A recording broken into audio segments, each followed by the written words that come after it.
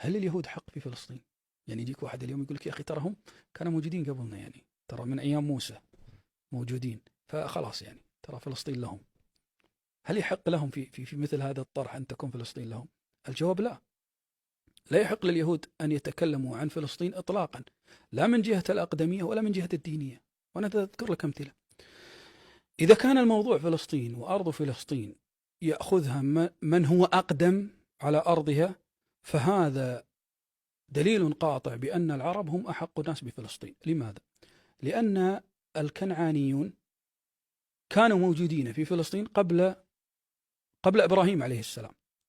يعني قبل مجيء إبراهيم إلى فلسطين كانت قبائل عربية نزحت من الجزيرة العربية موجودة في فلسطين. فهذا في موضوع الأقدمية.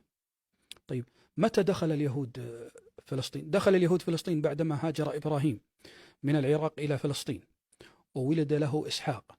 طبعا ولد له إسحاق في عمر 90، وولد لإسحاق يعقوب، ويعقوب هذا هو إسرائيل، وولد ليعقوب أبناء، ثم هاجروا إلى مصر وتكاثروا في مصر، ورجعوا من مصر في زمن موسى عليه السلام ودخلوا فلسطين. لاحظ، في زمن موسى عليه السلام.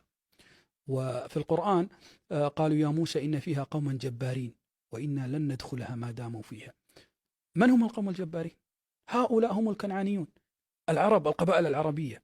إذن فلسطين في الأقدمية لا يحق لليهود أن يتكلموا عن فلسطين في الأقدمية، لأن العرب كانوا موجودين قبل اليهود في فلسطين. هذا من جهة.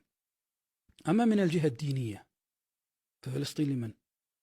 يعني هم يقولون أن أنبياءنا كانوا موجودين هناك وأنبياءنا. نعم، نقول أن من الجهة الدينية فلسطين ملك لكل نبي يبعث في زمانه.